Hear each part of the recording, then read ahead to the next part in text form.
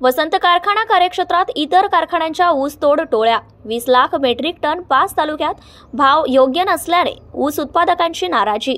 विदर्भ मराठवाडा ऊस उत्पादकांचा वसंत कारखाना पोपाळी आहे। वसंत कारखान्यांनी सहकार तत्वावर असताना 6 लाख मेट्रिक टन ऊस गाळप केले, परंतु काही वर्षे कारखाना बंद होता। 3 वर्षांपासून कारखाना भाडे तत्वावर दिला। कारखाना चालू आहे, गाळप हंगाम देखील सुरू आहे। कारखाना कार्यक्षेत्रात 5 तालुके आहेत। 20 लाख मेट्रिक टन ऊस आहे, परंतु इतर कारखान्यांच्या वसंतच्या चांगल्या ऊसावर करड्या नजरा आहेत।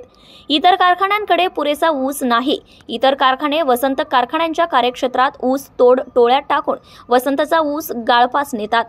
महागाव व हदगाव कारखान्याकडे ऊस आहे, परंतु बाकी कारखाने आहेत त्यांना ऊस नाही। ते सर्वत्र ऊस वसंत कारखान्यांचा नेत आहे, परंतु वसंत कारखाना भैरवनाथ युनिटने भाडे तत्वावर घेतला।